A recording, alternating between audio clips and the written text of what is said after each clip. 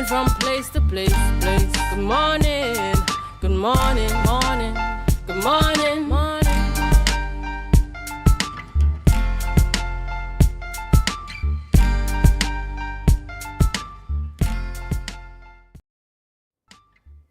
Good morning and welcome to the morning show here on Tobago Updates Television. It is Tuesday, 18th March 2025, and we're coming to you live from the Port Mall here in Scarborough, Tobago.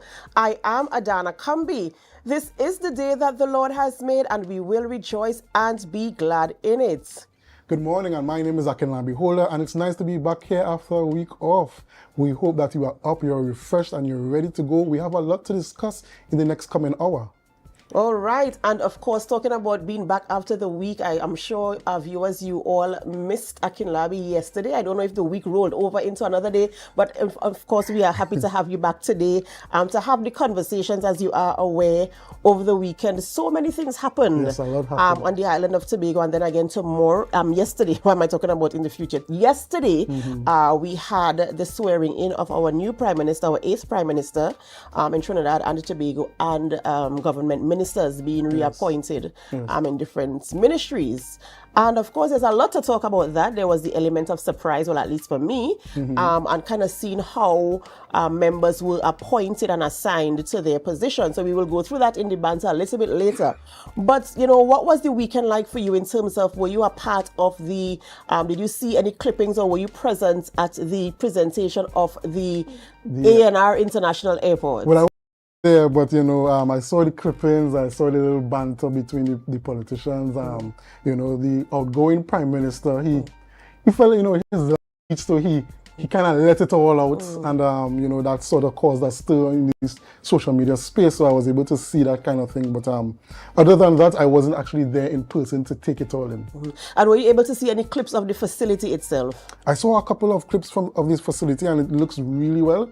It really looks like a world-class facility, and I think that Tobago has something very special there, and I hope that we could take full advantage of it, put it to full use. We want to see some really big jumbo jets coming in from the North America, Europe, and other parts of the world to really come and enjoy what Tobago has to offer. And you know, yes, Williams, president of the Tobago Chamber, and he was talking about the holistic approach. Yes, it's good to have this international airport at international standards, and if you look at the building, you would see how prestigious it looks, and it brings that kind of look to the even the community. But are there the other things that will go hand in hand with the tourism products in terms of the hotels, in terms of the produce of the land? How do we feed the people? Is our health, what our health system looks like, transportation on the ground, tours, and all the other operators of customer service. So I'm hoping that, of course, those things will also have some measure of attention, so that everything could be on par, so that we could roll out a really good product for all of us to benefit. Yeah. And I think central government and the Tobago House of Assembly are very aware of it. We heard that the Prime Minister mentioned that they want to bring standards back. They want to, he'll be visiting, I believe he said, next month. So there's that. I know the Tobago House of Assembly, they have been having discussions about certain hotel projects to come in Tobago. I know they discussed Back Bay, Mount Irving, as well as Kilgwin, right on the beachfront there. So I think both the central government and the Tobago House of Assembly, they have their eyes on really enhancing the room stock and bringing those high-end hotels to the island. And let's hope that they could be able to cooperate to really bring that to a reality, so that we could, like you said, have a holistic offering for tourists. That's right, and execute in a timely manner, right, so that we can maximize on the opportunities. Ladies and gentlemen, before we get into all the conversations we have this morning, of course, you know, we have to talk about the things, and before we do, we head on over to the news in 90 seconds. Thank you, Adana. Here is your news in 90 seconds for Tuesday, March 18th, 2025. Prime Minister Stuart Young and Attorney General Camille Robinson-Regis were sworn in yesterday, forming the core of a new cabinet followed by the 27 other ministers. Young remains Energy Minister, while Marvin Gonzalez take over National Security, replacing Fitzgerald Hines, who becomes a minister in the office of the Prime Minister. Vishnu Danpal replaced Colin Imbert as Finance Minister, with Imbert moving to Public Utilities. Adrian Leons becoming Housing Minister, and Hasselbackers joins Finance while keeping his digital transformation role. Young defended his cabinet choices, denied election gimmickry, and addressed concerns over UK visa policies and US relations, emphasizing strategic governance and continuity.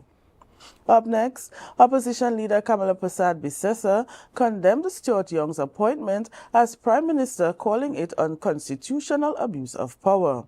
Despite being invited, Persad-Bissessar did not attend the swearing-in ceremony, but accused the PNM of deceiving citizens to maintain control without an electoral mandate. She also criticized Camille Robinson-Reggie's appointment as Attorney General, calling it uninspiring. Persad-Bissessar asserted that the UNC was the only safeguard against PNM's alleged constitutional violations. She urged citizens to vote out the government in the upcoming election, vowing that the UNC would restore rights and rebuild the nation. And finally, CARICOM Chair and Barbados Prime Minister Mia Mottley welcomed Stuart Young to the Conference of CARICOM Heads of Government and congratulated him on becoming Trinidad and Tobago's 8th Prime Minister. Mottley expressed confidence in TNT's continued leadership in energy and security areas Young will oversee in the CARICOM cabinet. Mottley pledged CARICOM's support for Young's administration in ensuring regional stability and prosperity. And that was your news in 90 seconds. Thank you, Bianna, for our news there in 90 seconds. And I'm going to use the same term I used yesterday. There's so many things for us to unpack. And so this morning we're going to unpack, yesterday we had the swearing in of the new Prime Minister, the Attorney General, and the members of Cabinet, the ministers in the various ministries. And of course, congratulations again to our Prime Minister, our 8th Prime Minister, the Honorable Stuart Young.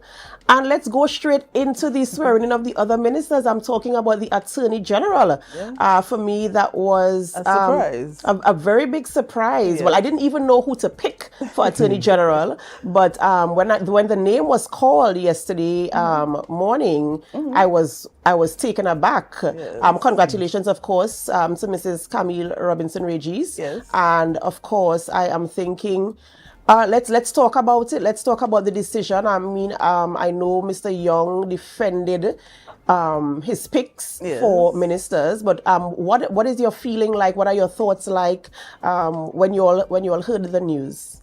Well, it was a bit surprising for me, and as you said, you didn't know who should have been replaced there, but I wouldn't say that, Miss Robinson-Regis is not the good pick. Let's see what she has to offer as the Attorney General, and moving forward, hope that things could be done in a good manner.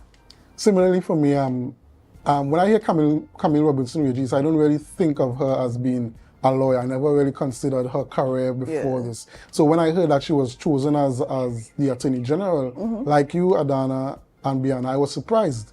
But we have to give her some time, let her prove herself. We don't know her capabilities within this sort of portfolio, and I think that we should just give her time, as well as the other new picks for the ministerial positions. And she has a background. She is a lawyer, so as you said, give her the opportunity to serve in that capacity and to bring what needs to be brought to that office. And as we move on to the other ministers, the other kind of shocker for me was the Minister of National Security, because national security, for me, I feel as if the country has, can I use the word, struggled a little bit to get stability in that ministry.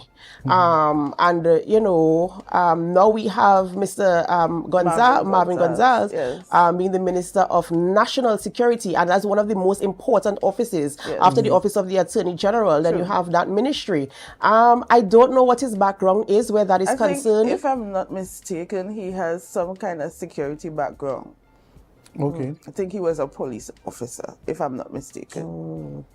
But when you're talking about being a minister, now I'm not downplaying anybody or their abilities, because I do not know their abilities or their capabilities, but I'm thinking about policies, implementing policies and ensuring that they are, they are adhered to, so that you can bring the measure of change or the impact in the ministry that you're serving in. So even all the new ministers, I'm looking at to see how are they going to reform, is that the word? How are they going to reform? How are they going to bring change or impact or make any type of dent in their ministry for us to see that measure of change? Because the Ministry of National Security, as I mentioned, is one of the very important ministries in Trinidad, in any country for that matter. And we have seen, we struggled a little bit last year. We really struggled. And I'm hoping that, with this change, that he's able to make a measure of impact in that office to bring some type of peace and calm.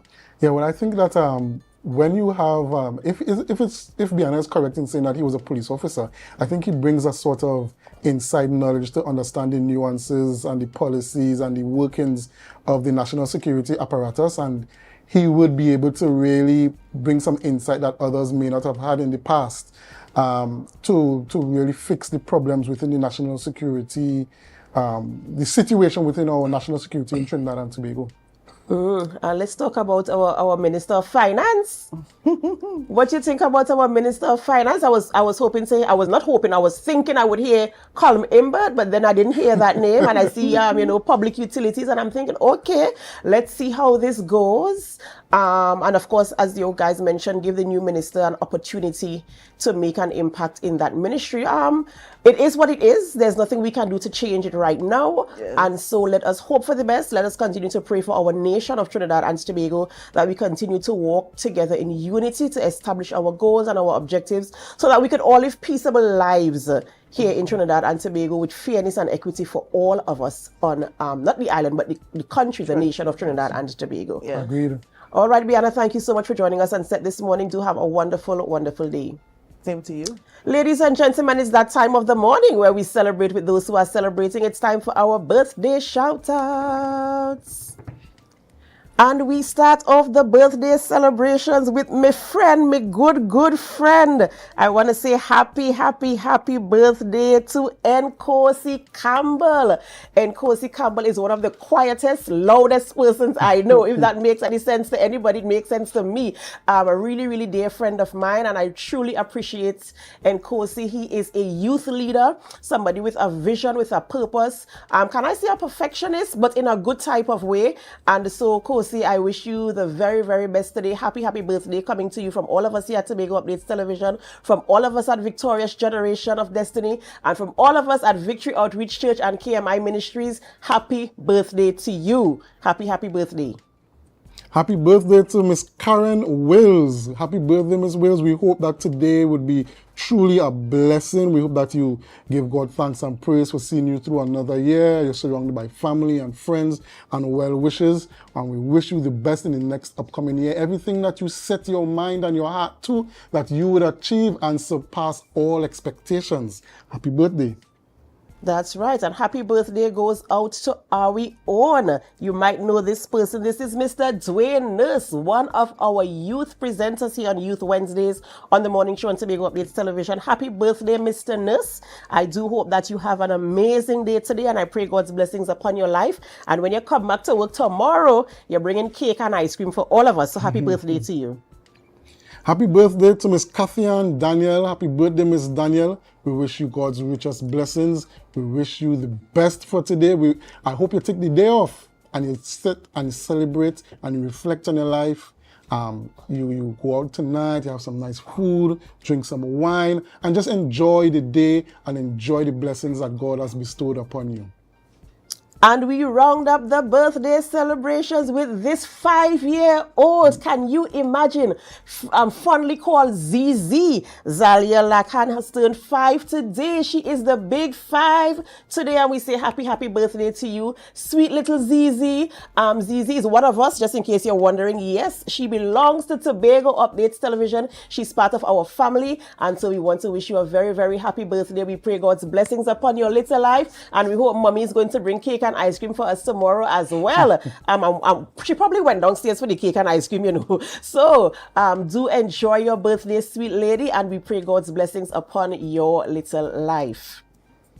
And of course, if you are celebrating a birthday, an anniversary, a promotion, whatever you are celebrating, we here at Tobago Updates Television, we take the time and we join the celebration with you. And we remind you to put God first, because he is the sole reason why there's even anything for you to celebrate. And before we go over to the rundown, I just want to say a special good morning to Mrs. Wheeler. Mrs. Wheeler, I met her yesterday. I had a late lunch yesterday and I saw her at one of the food establishments here on the island of Tobago. Of course, I appreciate your comments. I appreciate your words of encouragement, and I appreciate your support. So do have a wonderful and lovely day to you, Mrs. Wheeler. Akilami, who are we speaking with this morning? Okay, so Adana, this morning we are having conversations with Alvin Douglas, who is a certified diver and coach, and he'll be talking to us about the importance of CPR. We know the unfortunate incident that happened over the weekend at Pigeon Point, and that has been in the space. People have been discussing it, so we're going to have a conversation about it this morning. After that, we have Mr. Kieran McDougall, protocol officer, and he's going to talk about the matter of protocol. We know over the weekend, Saturday, we had an issue. Some persons didn't like what happened too much. They thought the chief secretary should have spoken. They felt like the chief secretary was slighted, and the matter of protocol was raised. And finally, we have Junior Benjamin, Acting Commissioner of Police of the Trinidad and Tobago Police Service, and he's going to talk about the plans and projects for the TTPS, as well as the crime fighting plan for Tobago. All right, so viewers, we do hope that you could stay with us as we have those conversations. Remember, you can leave your comments on our Facebook live stream or on our YouTube channel. And for those of you who are viewing on AMPLIA 102 or Floor 121 or 130, we say good morning and thank you so much for choosing us.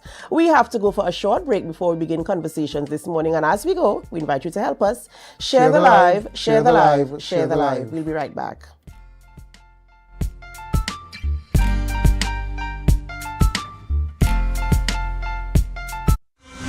The Tobago Rhythm and Soul Festival. Feel the beat. Embrace the calm.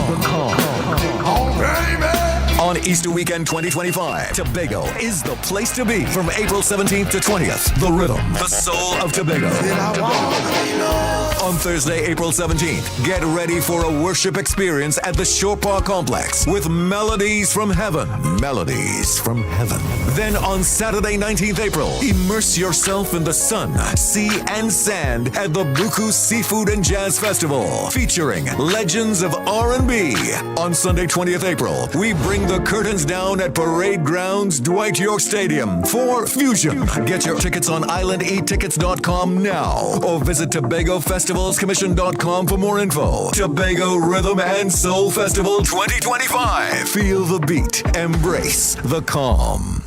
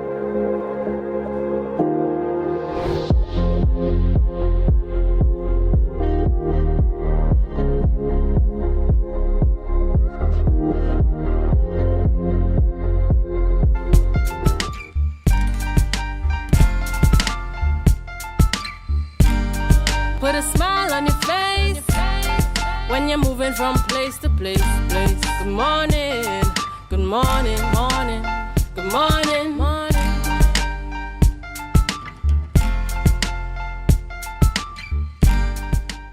Welcome back, viewers, to the Tobago Updates Morning Show, and we have with us Mr. Alvin Douglas, the certified diver and coach, and he's going to talk to us about the importance of CPR. Good morning, Mr. Douglas.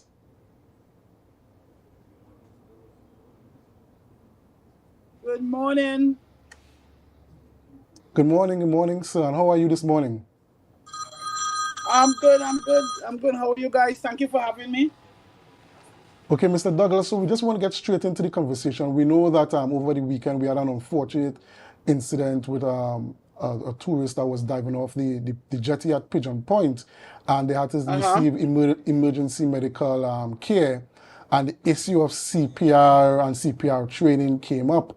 So just tell us, in your estimation, how important is it for not just first responders, but for the average person to learn the skill of CPR? Well, it's very important. And you know, I've been advocating for years to have emergency first response and first aid be introduced to our school curriculum. You can be as young as 7 or 8 years old and render assistance to somebody. But I must note and I must tell you that our lifeguards are well trained. I actually was trained as a lifeguard back in the day before I ended up in the Coast Guard, and the training that they experience is thorough.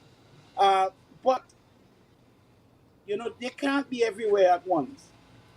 So what you want your citizens to have the ability. And the thing about training, you would find that a lot of people know about CPR, they know about heart massage, but the reason why you want to train is because you want to build the confidence. You want to build the confidence of your citizens to react. Because 90% of the time they know a little about it, but because of the training, they tend to shy away because they don't have the confidence to render assistance. And it could be as little as tilting a head. It could be as little as immobilizing your spine. It could be as little as blowing into that person. You know, it doesn't have to progress to actual cardiopulmonary resuscitation. Yeah. Mr. Douglas, you're talking about ensuring that the average person has the confidence in terms of applying CPR or any type of life-saving procedure, especially on our beaches for tourists. Things happen unexpectedly, things happen that we are unprepared for. In terms of rolling out that measure of training, I know you said we should have it in the school, in the curriculum. In terms of the workplace, have you been a part of any conversation where this type of training should be, rolled out at business places and government agencies or any type of organization where persons can enhance these skills and be confident enough to carry out procedures? I have, but unfortunately not in Tobago. Actually, every year I take my team down to Trinidad, and there's a school in particular that I go to every year and do an emergency first response training for the kids, because the teachers recognize that they cannot be all everywhere at once. And I know that we're talking about drowning, but there are so many things that can happen in the workplace, as you say, and in the schools, that if you have people around that knows what to do, you can save lives. Now, the irony is that every once in a while, Tobago House of Assembly asks to represent, we represent Tobago on shows all over the world. And one of the things that stood out the last show that I went to is the amount of equipment everywhere where you can grab a first aid kit or you can grab a defibrillator. And a defibrillator is a very important piece of equipment to learn because it makes CPR so easy. But I have not been, to answer your question, I've not been in a formal conversation with educating workplace. What I have done over the years is offer training to institutes like the YMCA. I've done training in various hotels where the staff are trained and have the confidence in the unlikely event that an incident happened in their compound. Like, for instance, the Sandy Point Beach Club, quite recently, we trained up some of the staff. You know, so we do it all the time for the tourism part of it. But for the workplace, people people feel that for some reason nothing happens in the workplace. But it can be as little as a choking at lunchtime, a choking or a seizure. Knowing what to do as a layman is very, very important. Very, very important for when the EMTs come, when the emergency people come, they know that there was a response. There was an initial response. We're talking about the specific incident that took place on the weekend. If you go back to that a little bit, initially you said, of course, the lifeguards can't be everywhere at all times. Do you think that there are sufficient lifeguards for our beaches, especially the beaches that attract the most tourists? Do you think that they are outfitted with sufficient lifeguards for incidents? Well, no and no. Unfortunately for my comrade, they are at a great disadvantage. You have to picture it, people. These people are the first responders in the unlikely event that something is to happen to our visitors or something is to happen to our brothers and sisters that venture into the water. These are the first responders. These are the first defense we have. These are the people that we need to equip. Now, I had also promised to do to have that defibrillator here. Unfortunately, I can't find it to show you the type of equipment that these professionals should have. As for manning the beach, there's been so much change over the years into the areas that bathers go. Like, for instance, Grafton. Everybody gravitates to Grafton. Everybody bathes at what you call this bay just before Mount Irving. There's no Grange Bay. There are no lifeguards there, and the lifeguards cannot be at everywhere as one. But you have to give them the ability to mobilize. You have to give them the ability to respond, because when you dissect the incident, it really sounds like if our lifeguards are not capable of responding to incidents, but it's not that they're not capable. They are very well capable. It's just that they are not equipped enough. Okay, so you have to constantly equipment. You have to understand the dynamics of the island. You have to understand where the bathers are, where they congregate. Right now I'm in Storby, and there's nobody in Storby, but I guarantee you in the back of Grange Bay or the Grand Courland, there's tons of people there, but there's no lifeguards. Yeah, Mr. Douglas, I know you spoke about the lifeguards and persons having a perception that the lifeguards may not be properly equipped or properly trained, and you mentioned earlier that they are in fact properly trained. I know from my knowledge that the lifeguards are trained in protocol that whenever there's someone else that is more qualified than they are, example, a medical doctor or a paramedic or anybody like that, who have more experience in terms of training in terms of medical attention, they're to give way to that person. And we know that the woman on the beach at the time, she was more qualified than the lifeguard. So he gave way to her to conduct the CPR.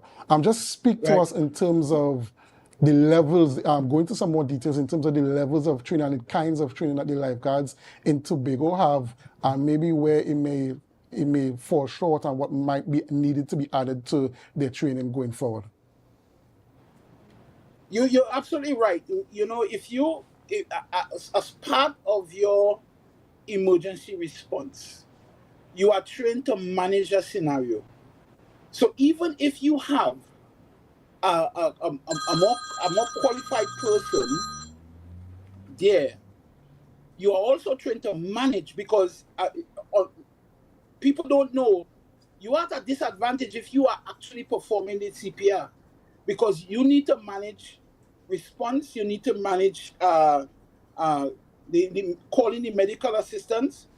You need, so what I'm getting at is that the emergency first response is a special field. Even qualified doctors still have to come back and do that emergency response, that layman emergency response. Even qualified doctors. So we might assume that a person is on the beach and but that person is a doctor. But because you have been trained to manage an entire scenario, you will be more apt to assist even better. Okay?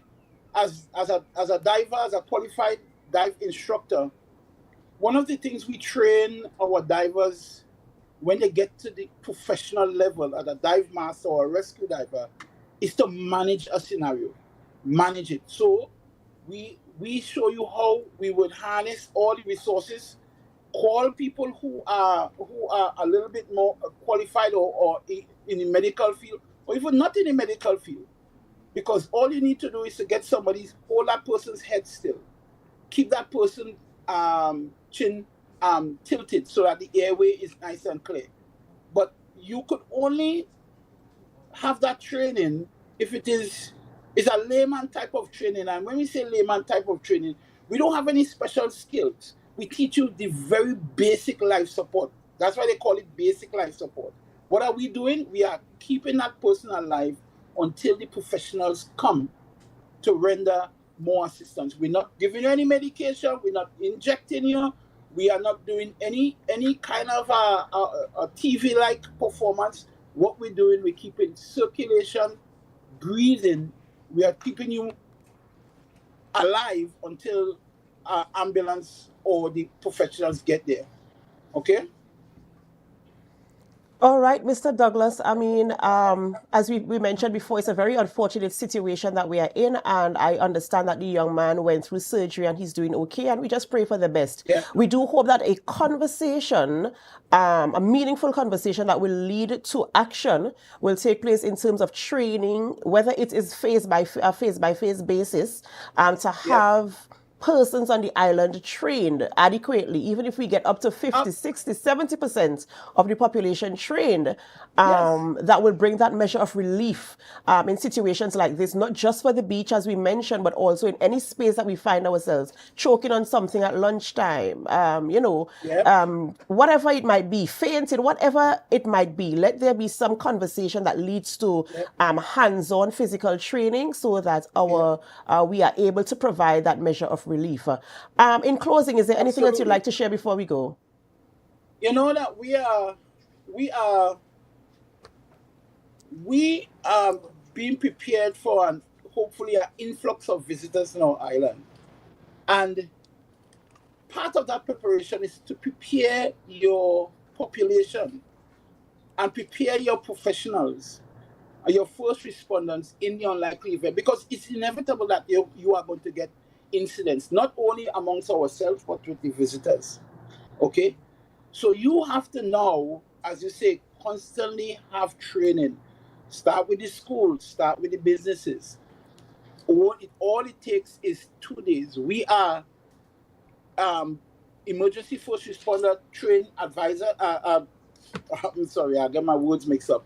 But we are emergency first responder trainers, and we are able to provide training to the entire island. We already do it in Trinidad. Unfortunately, my brothers and sisters, they don't take it up in Tobago. So we go to Trinidad and train the schools and the businesses in Trinidad. Yeah, but I am open to conversation, and I'm excited because I know that it's gonna happen. Yeah. All right. Well, we do hope that the conversation will continue, and we see where it goes from there. Thank you so much, Mr. Douglas, for joining us this morning and bringing that information for us. And we do hope that we can take things a little further from just being here this morning. Ladies and gentlemen, we have to go for a short break. Ladies and gentlemen, we have to go for a short break before we continue conversations this morning. And we do hope that you could stay locked on with us. And as you stay, we invite you to help us. Share the live, share the live, share the live. We'll be right back.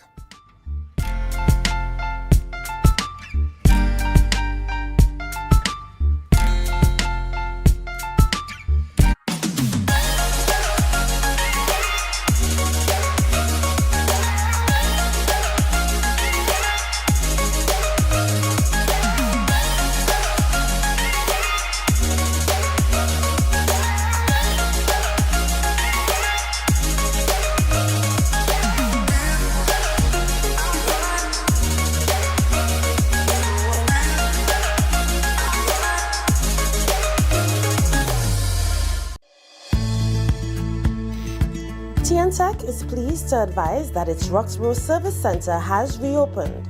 Starting Monday, 10th March, customers can once more visit the Roxborough Administrative Building to pay TNTech bills, request new connections, and more.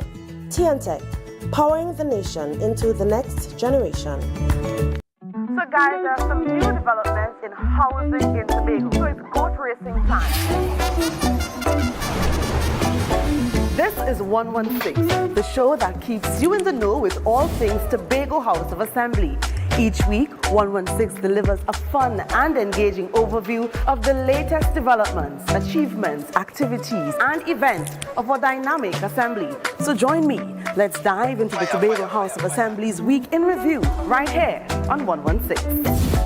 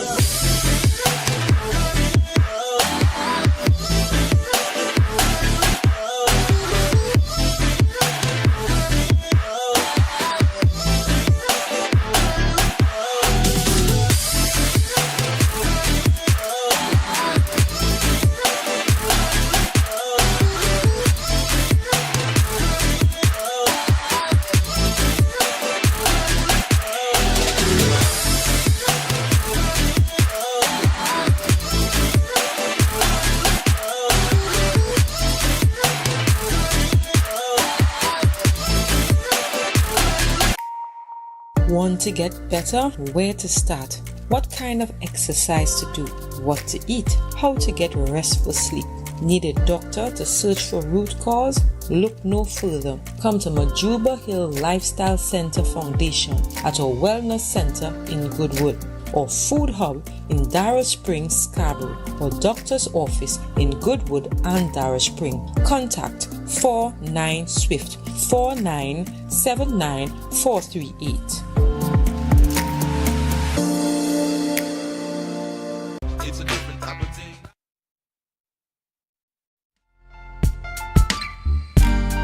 Put a smile on your face when you're moving from place to place. Good morning, good morning, morning, good morning, morning.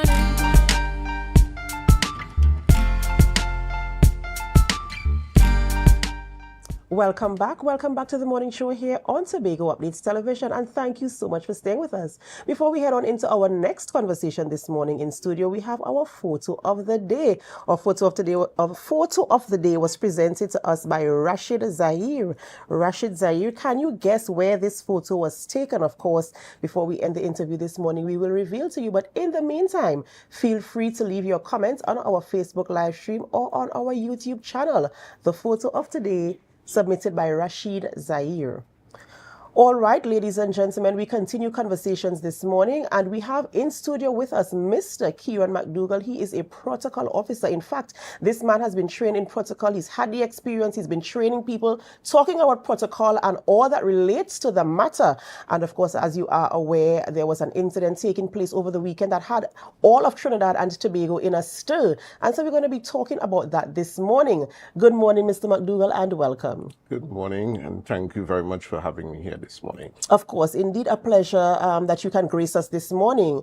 And we're going to get straight into the conversation. As we are aware, a lot of things happened over the weekend with the presentation of the A&R Robinson International Airport. And we were talking about from the program to the seating, to the presentations on the lectern. And so there's so many things happening.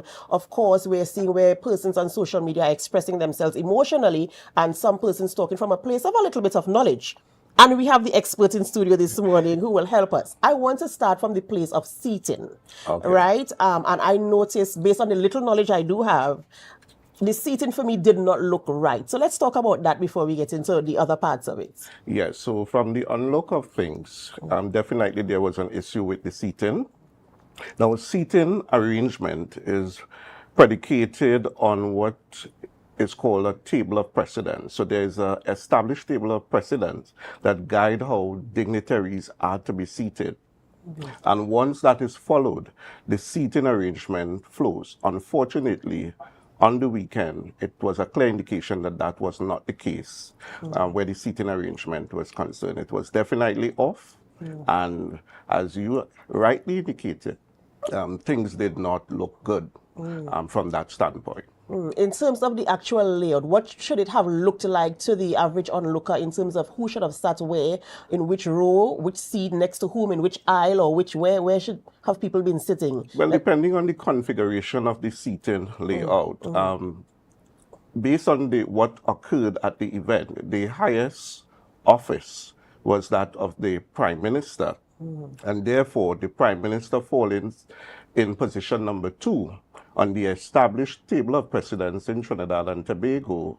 In the absence of Her Excellency, he should have been in position number 1 in the seating. And followed by cabinet ministers, followed by the chief secretary, followed by other ministers who we would classify as junior ministers, and the list goes in that order. And clearly we're seeing here, if we look on the screen, we're seeing here that that definitely was not represented here. I don't know, I can't speak of what I don't know, and I really don't know what was the decision in terms of seating in that type of way. Maybe it was, we're cool, we're friends, I don't know, but especially for an occasion like this, a national event, I would call it a national event, some things to look into there, of course, to correct and ensure that we have those things established. It would be nice to see what brought that decision. It would be nice to have a conversation with their protocol, because there must be somebody who organized the seating arrangements. Definitely. To have a conversation to see, well, what was the decision, what sprung the decision to have the seating done in that capacity. Akinlabi, what are some of the things you noticed and that you want our professional in the studio this morning to attend to? So one of the things that persons who may not be aware of protocol might have a question in their mind, like, what's the big deal? Why we need to fight up with who sits where and that kind of thing. So if you could just explain to the public, explain to persons, why is protocol important? Why is it so important that we get these kinds of things right? Well, protocol in itself brings a sense of diplomacy, a sense of order in the space. It is something that is internationally recognized, and therefore these are rules that have been established and are followed globally.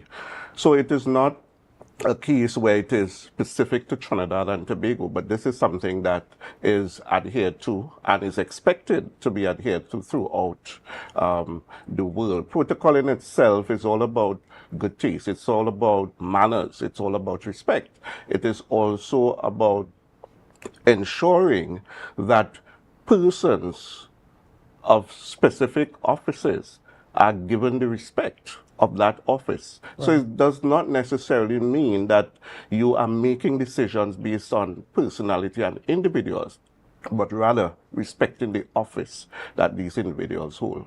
And within your experience, I know you still would have connections and relationships with persons within the Tobago House of Assembly who are in the protocol, business of protocol.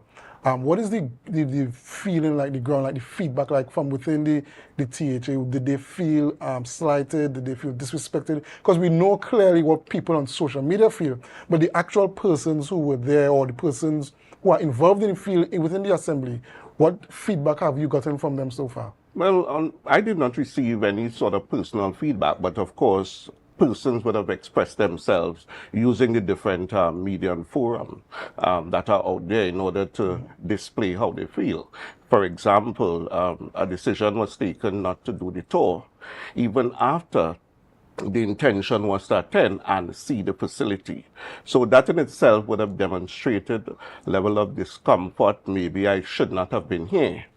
As we look at the seating arrangement as well, even in terms of where the chief secretary sat and other members of the Tobago House of Assembly, that in itself was also a mess, because we also had a situation, even if we had government versus Tobago House of Assembly, the seating order for the Tobago House of Assembly was also not correct as well. And you know, it's so unfortunate, the term that you used, the government versus THE, and I'm hoping that we don't end up in a situation where it's always like that. I want it to be plus, or in addition to, or in company of, you know, and I really want us to get to that place. Mr. McDougall, you mentioned earlier when you were talking about the importance of protocol, the fact that it's about diplomacy and it's in terms of, you know, honoring the office. It's also a way to present yourself, because you mentioned it's a global situation. And so Trinidad and Tobago will be presented internationally. People will be looking on. This doesn't just happen in isolation in Trinidad and Tobago, because the same eyes who saw us, some of them were not even here. And so I am wondering if there is any conversation, or if there's any awareness, any training in terms of we are representing our country wherever we go, whether we are right here in Tobago, in Trinidad, we are representing who we are, and the perception of people as to who we are can be seen in the way we do things. Let's take, for instance, we could talk about the program, the fact that the Chief Secretary was not included in the program. We could also talk about the final speech. Those are the things that represent us. They won't go away. So how do we deal with a situation like that? Now, first of all, in a situation like that, there has to be mutual respect. There has to be communication. And what specifically transpired over the weekend, it was a clear case of a breakdown in relationships between the government and the Tobago House of Assembly. It was unfortunate that a situation, an event that should have brought joy, pride, and major celebration to the island got overshadowed by the protocol blunders that were basically not present there. History will have, you know, showed us that whenever there is a difference in leadership, government versus the Tobago House of Assembly, there's always that tension, you know, that occur. Even when former Chief Secretary, Mr. London, was in office and he had to deal with the Prime Minister then, which was former Prime Minister Mrs. Kamala Persad-Bissessar. There has been that turmoil and, of course, the classification of disrespect and eroding on the things that the Tobago House of Assembly, you know, had sole responsibility for. Now, what I want to say is that one of the things we tend not to respect as a country is the terminology democracy.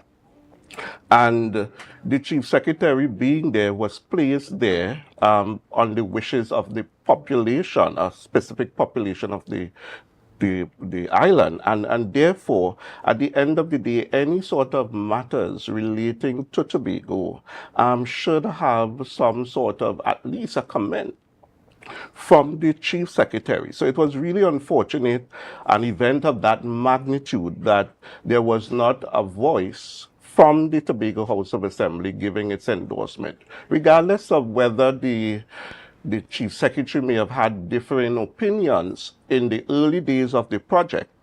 And sometimes we tend to misunderstand communication, because critiquing something does not necessarily mean that you are all against what is happening in this space. At the end of the day, you have a constituent of people to represent. And if people have grievances, the onus is on you in order to fight their battles. And in the political arena, this is what politicians are really hired to do.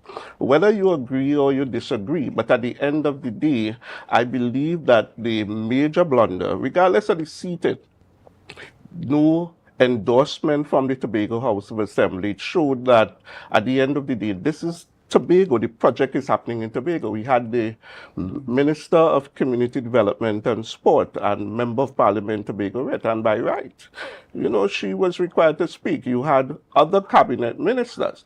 Now, the Chief Secretary Tobago House of Assembly, when you look at the order of precedence, is also classified at the level of a cabinet minister. As a matter of fact, the Chief Secretary also has certain clouts that some of these cabinet ministers do not have.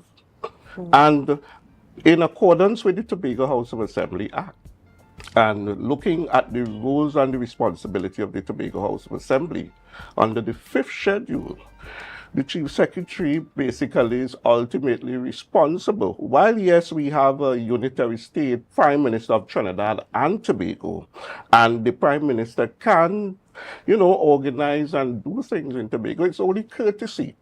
Now, I cannot tell the Prime Minister who he should have on his program, but this is why things like diplomacy and protocol and courtesy and respect, is primarily there. We have had instances in the past where major projects have been opened in Tobago.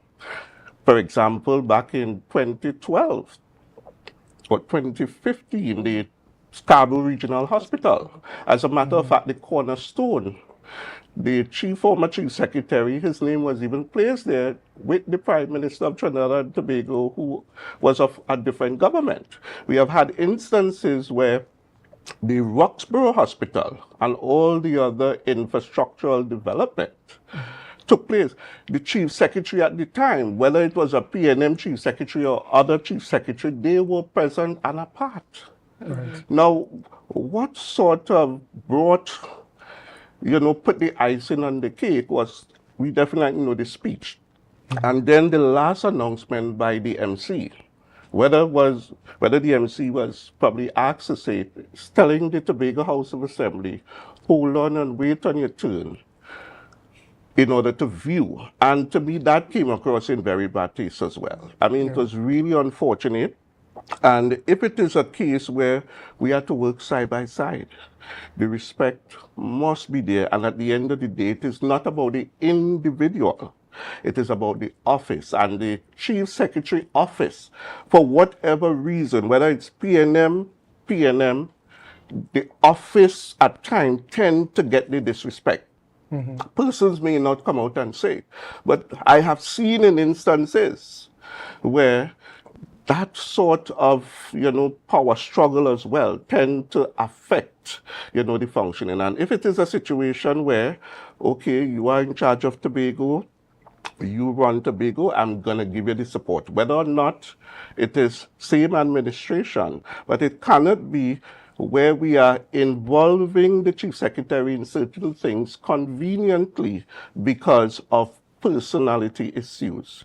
Addressing dignitaries in a speech of senior office by their first name and with aggression is not diplomatic language. And therefore, we have to pay attention to these things. Persons are looking on. The experts, as you would call it, might be in the room, and they would see things that the average persons may not see.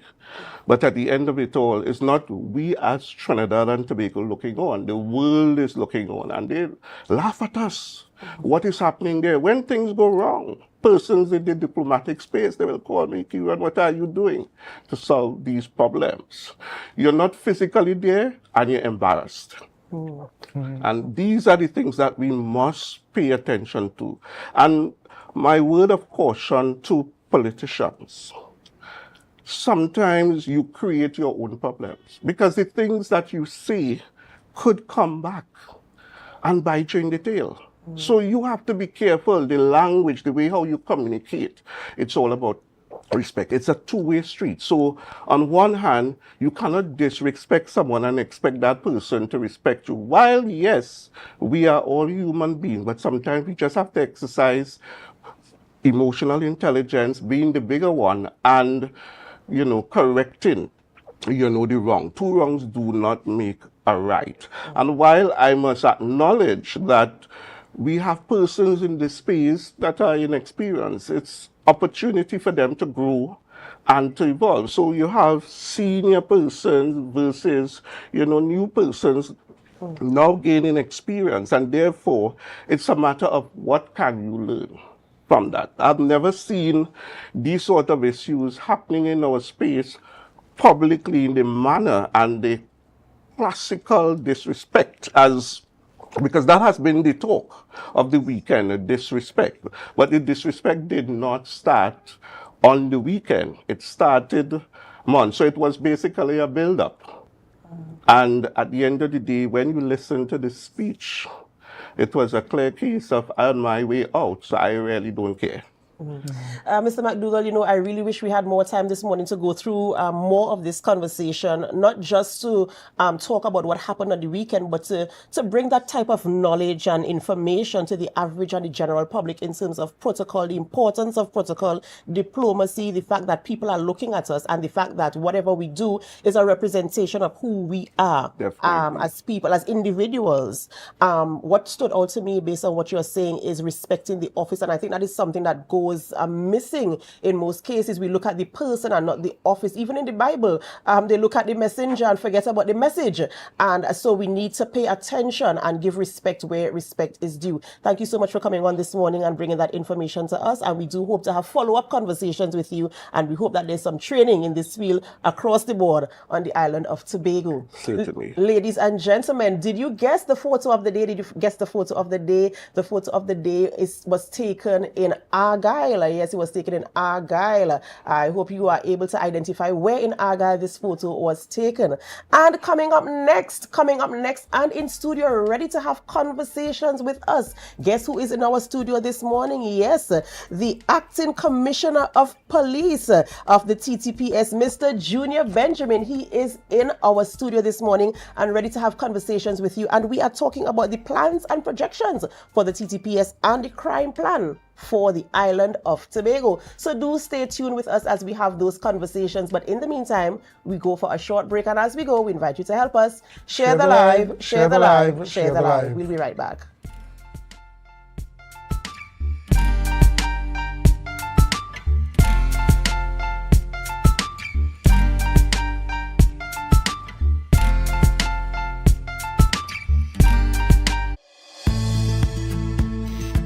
TNTech is pleased to advise that its Roxborough Service Center has reopened. Starting Monday, 10th March, customers can once more visit the Roxborough Administrative Building to pay TNTech bills, request new connections, and more. TNTech, powering the nation into the next generation. The Tobago Rhythm and Soul Festival. Feel the beat. Embrace the calm.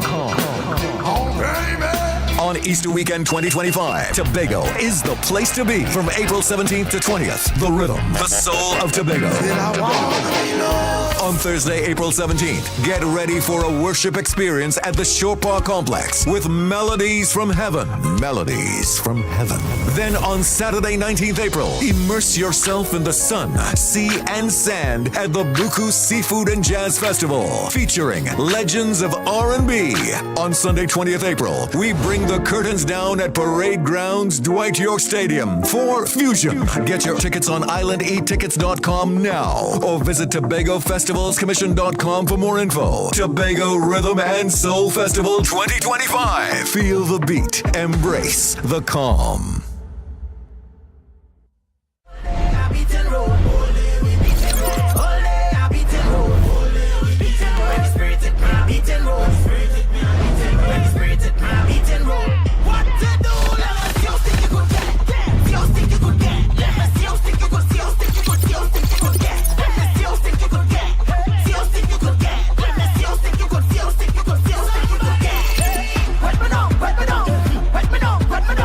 Wet me down.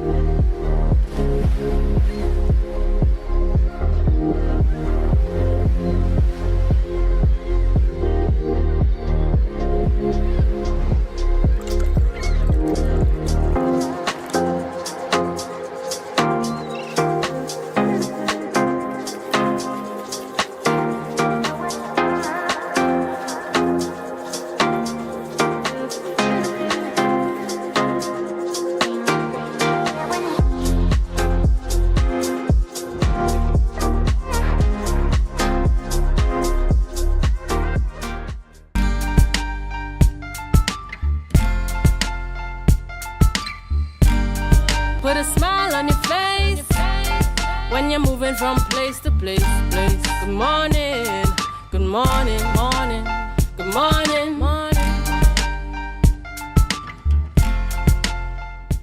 Welcome back to the morning show here on Tobago Updates Television, and thank you so much for staying with us. The moment you have been waiting for. In studio with us this morning is the Acting Commissioner of Police, a Tobago-born gentleman going by the name of Mr. Junior Benjamin. He's in studio this morning, and we're going to be talking all things TTPS, especially the things that relate to Tobago. Good morning and welcome. Pleasant morning to you and to all your listeners. It's indeed a privilege to be back home. That's right, right. And you know, we have to talk about the projections and all of that for the TTPS, yes, but we want to talk about you entering into this office. I'm trying to calculate the period. I was trying to go back to calculate the period this morning, and I couldn't get it quite right. So it's just a short period you've been in the office. The 6th of February. Right. Very, very short. About 5 weeks thereabout, 5-6 weeks thereabout. And what has the experience been like for you coming in, especially in the situation that you took the office in? I know there was a lot of chatter about, and people, you know, we all have opinions. Social media is a place where people will play it down. So what has it been like for you in terms of your experience being there? Well, first of all, I want to start off by just thanking God for the opportunity to serve. It has always been my duty, you know, and my dream to really be the very best that I could be. And probably attaining this position at this time, I recognize, first of all, the goodness of God upon my life. That being said, I think that even in God in His wisdom would cause you to enter into situations at times of probably, you know, crisis and even times when I say the darker the night, the brighter the light. And the purpose for me being there, I always see myself as one that cares for people. And I think this was an ideal time for a commissioner of police that cares for people. I saw myself as one that was called to take care of my officers, and in a time when we were hurting, I continue to be that comfort to my officers, where I let them know that I am a commissioner for all. And by a commissioner for all, it means that therefore I'm there in times, you know, when things are hard, to know that, hey, I tell people I'm like an umbrella. Things come upon me, but everybody that is under me must be covered. And therefore they can be assured that they have a commissioner that will cover them, and not just the police officers, but I'm here to also cover the citizens of Trinidad and Tobago as a commissioner. You know, you mentioned you went in there at a time when you were hurting. What is the state now in terms of the feeling, the mood, and the tone of the TTPS right now? Well, I would say at this present time, we are coming out of that. I think that the Trinidad and Tobago Police Service is a very resilient organization. We have been around for years, and therefore we have been through tough times before. I think it's important that the leadership knows the way, goes the way, and shows the way. And therefore, through again, all the leaders, and it's important to understand it's not just me. I have some very astute deputy commissioners of police. I have some very strong assistant commissioner of police, and I would say in terms of my divisional commanders, very, very competent men and women who are holding up these areas. So therefore, there are different layers within the police service that ensures its strength. So therefore, even when one layer might fall apart, there's always another layer to cushion the blow, to ensure that level of stability and effectiveness of the police service. Which is also very, very important, especially when you're talking about public trust and confidence in the TTPS. So I'm hoping that, you know, the threads will hold together. I'm hoping. And now we have a new Minister of National Security. So when you head back to headquarters, of course, you have to have a conversation. Yes. What are some of the things you'd like to highlight to this minister in terms of ensuring good governance of the TTPS and ensuring that your policies, your objectives are carried through, and that you have the measure of support that you need to ensure you execute your duties? Well, first of all, I take the opportunity to congratulate the new Minister of National Security, and also even to thank the former Minister of National Security. I think it is so important that whenever we take up a ministry, and even taking up a portfolio like myself, that we learn to continue to build on what was there. And certainly, I believe that for us in the police service, we are prepared to work with anyone who is given that portfolio. We are a very professional organization. We hope to continue along the trend that we are going, where we are about reducing crime. I think that Minister Gonzalez will be coming with a lot of experience. He is a past police officer. He's a very astute attorney at law. So he's come with a lot of experience, and therefore it will be my joy to work with him and to carry on that which we have started. So far we can say that we've seen a decrease in crime, and therefore we want to continue along that trajectory as we make Trinidad and Tobago safer again. Right, and you know, we entered into a state of emergency the end of last year, and we kind of still there. And I know the outgoing Prime Minister said he doesn't see the need for the SOE to continue. There hasn't been anything official yet in terms of ending the SOE. What has the TTPS been able to achieve in terms of, do you have any measurable outcomes in terms of going through exercises in the SOE to state that yes, we made inroads and we had really good successes, and in fact we are well positioned for the future? Well, I can say that certainly when we look at the stats, it clearly tells us, let's start from the part that everybody would normally judge us from. In the past, we come out from last year where the murder rate was extremely high, and we had nearly 625 or so murders. You compare that to now, we have right now at least 84 murders. Compared to last year around this time, we had 119. In 2023, we had well over 125 murders. So you can see that there is certainly a great reduction in terms of murders. It's about 30% reduction. In our sites, we were trying to get at least 10 to 15%. So we have exceeded that, and we continue to exceed that by continuing having the presence out there in the right spaces. We look at the hot times, we look at the hot areas, and that is where we are going to be concentrating our police visibilities out there on the patrols. When we look at our violent crimes, which is very important, it's quite interesting. Let me just give you some stats. We actually seeing like a 37% reduction in violent crimes. We have our woundings and shootings. It was 161 last year. It is now 94. We have robberies was 577 last year. It is now 321. And from an overall of 1,069 last year, we only have 669. It shows that there is a tremendous reduction in terms of violent crimes. And I think that spells well for the country. It spells well for the police service. And as we continue, we will continue to see a further reduction as we continue, even after the SOE, to put those systems and strategies in place so that we can continue to see further success going down. And this leads to my next question. I know coming out of the SOE and the things that you were able to implement during the SOE, and I know when we come out of it, some of the restrictions will come back. Yes.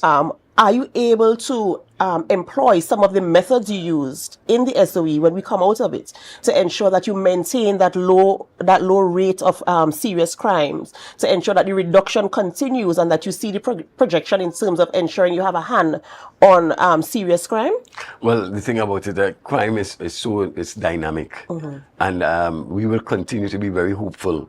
And that is what we are taking the lessons learned, and we would be applying it even after the SOE is completed. We want to ensure that we continue more robust approaches in terms of our operations. I think already for the year we had nearly close to 3,900 and something operations. We would want to continue that level of intensity even after, and we are hoping that as we continue that level of intense operation, that you're going to see the outcomes in terms of the arrest of people continuing. Once we are able to have that, I think that the message has been sent already that the Trinidad and Tobago Police Service, we mean business.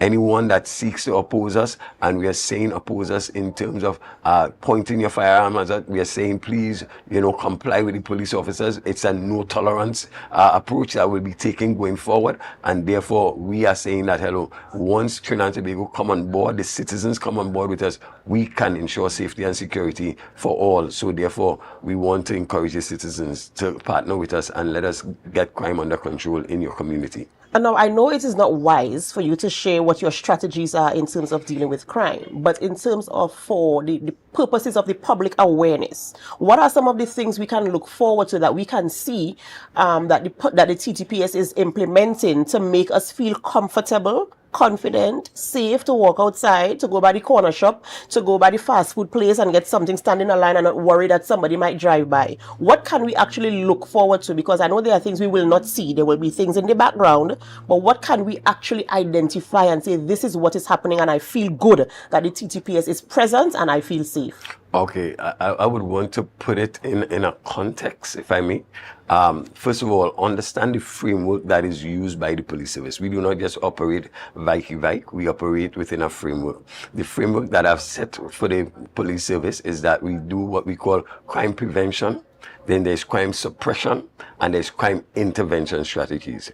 In terms of crime prevention strategies, you are going to see that which was there before, but I'm saying that you're supposed to see a more robust approach in relation to ensuring that we have our town meetings, station council meetings. We are going to be going out there, knocking on doors, letting people understand, that the police is there. These are some ways that we could do some target hardening. You're going to see us going and visit the banks, the hotels, the different places. You're going to see us there, and that is part of our crime prevention. We're going to schools. We're going to have the youth clubs and these things there for the young people. In terms of our suppression strategies, we are going to see us targeting those gangs. We are going to be going, we want to find out at the end of the day, you understand, we must know the size of the gang, we must know the activities of the gang, the members of the gang, the location of those gangs, and we are going to be targeting those persons, and they're not just the gangs, but even their associates. We're saying that if your family is associated with gang, tell them do not do that, because we are coming after them as well. We are going to see us dealing with the crime situation in terms of what really is the cause, the primary cause of the murders. We recognize it's either gang-related altercation, sometimes it's domestic. Based on those situations, we are going to be putting the different intervention strategies to deal with those situations. We are going to be dealing with crime in terms of robberies and all these things head on, because we'll be ensuring that we have thorough investigations done, and you're going to see, again, not just the investigation, but we want to have the intelligence to go with it, because the intelligence drive our operation. At the end of the day, we're going to have intervention strategies where we're going to be lining up with the churches and the different organizations, the mosque, and so on, and we are bringing the religious organization in, and let's see how we can deal with some of those strategies within the communities, so that everybody is part and parcel of the solution. At the end of the day, we want to always leave the community much better than how we met it. And that was going to be one of my other questions. How is the community going to be engaged and partnering with the efforts of the TTPS, not just the community, but other stakeholders in terms of corporate Trinidad and Tobago, and other agencies who are meant to protect and serve as well, like the Coast Guard and the Fire Service and all these other agencies? Is the conversation ongoing, and do they understand their roles and the corporate responsibility, the societal responsibility in terms of ensuring, listen, we have to do this hand in hand. It's not something that we can do by ourselves. Is that conversation coming to any type of fruition? Certainly. When just yesterday, I was able to meet with the Chambers of Commerce, the Business Association, the hoteliers, and we had a wonderful conversation where we were able to talk about security, and also to have their commitment into how they can play a more active part in relation to that. One of the things that's happening behind the scenes is that the SOE is bringing the different agencies together in a much stronger and cohesive way. So there's a greater level of synergy that is taking place, and we are grateful for that. We want to continue that conversation as we continue to ensure safety and security for all, even as the agencies come together. Ladies and gentlemen, we're speaking with Acting Commissioner of Police, Mr. Benjamin, Mr. Junior Benjamin. He's in studio this morning having that conversation with us, of course, reminding us that the TTPS is still very present, that there are strategies being discussed, there are strategies strategies being implemented and that we can feel safe and secure. We're going to go for a short break, and when we come back, we're going to continue the conversation. We want you to be a part of the conversation, so you can leave your comments on our Facebook live stream or on our YouTube channel. And as you go for a short break, we invite you to help us share the live, share the live, share the live. We'll be right back.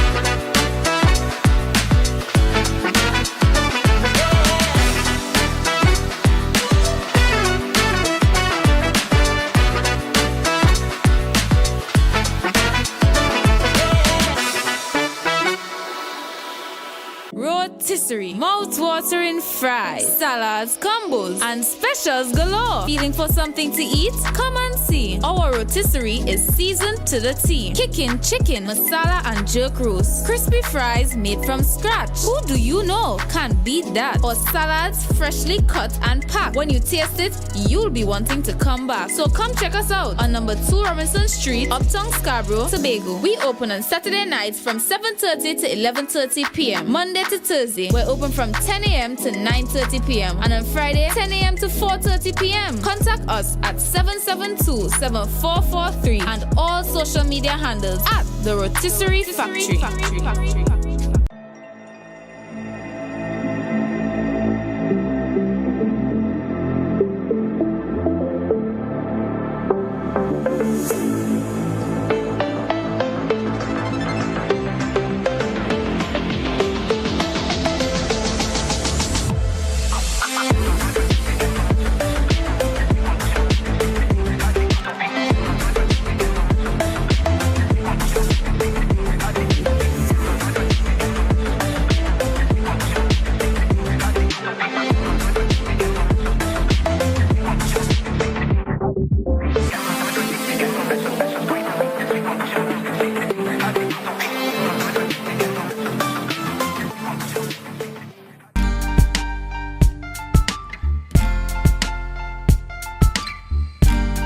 Put a smile on your face when you're moving from place to place. Good morning, good morning, morning, good morning, morning.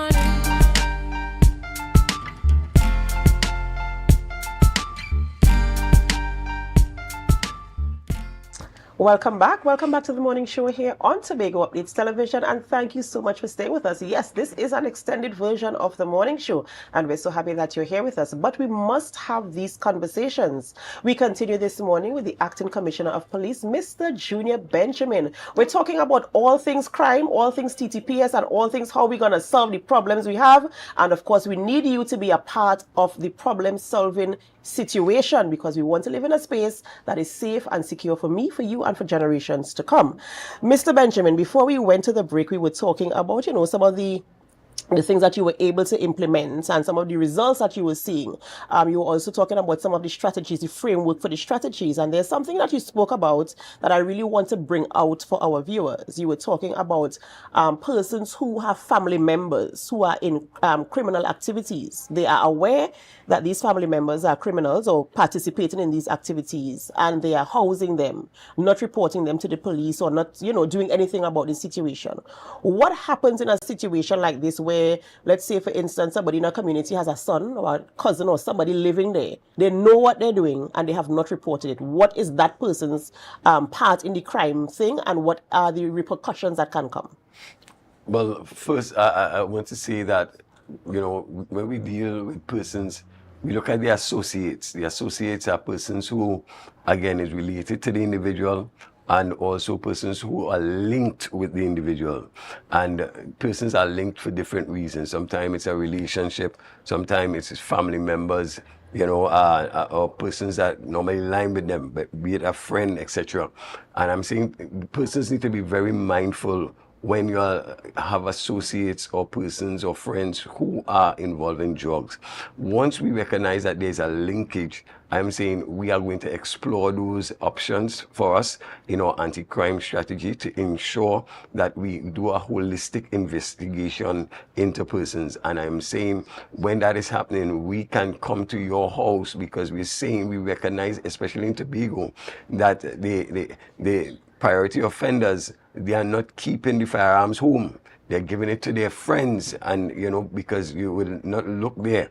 But we are very, very mindful of these strategies, and we are going to be coming to the homes of these associates, and we are going to be looking and coming in there to get those firearms.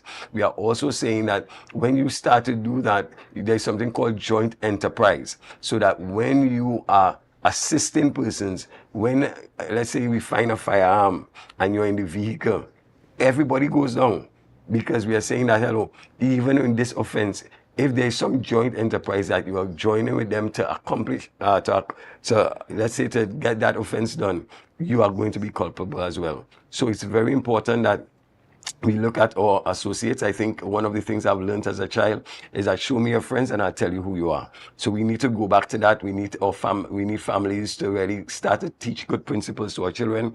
And I'm saying when that happens, I think that we're going to see a change in the crime as well. And brings me to my next area of questioning.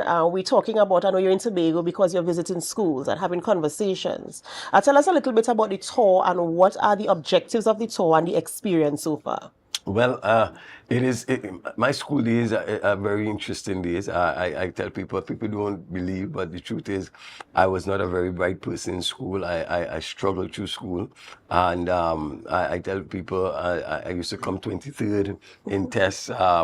I think out of how many? Out of 32. I even came to the second one time, and I was like, oh my goodness, this was really bad. But the truth is, I was grateful that my teachers never gave up on me. I was grateful that my parents never gave up on me. And I want to encourage parents. It doesn't matter what your child might be. It's so important that as parents that you have a dream for that child and you keep embedding that dream. And therefore, I am always grateful for my parents. They have always believed in me. My teachers did, and therefore it was a joy going back to my alma mater. I went to Scarborough Methodist, and just to talk to. That's also my alma mater. Come on, the will does it. That's right. So it was really a wonderful experience going back there and just talking with the children, and just I left them with my mantra. My mantra is simply: it's never too late to change. It's never too late to learn.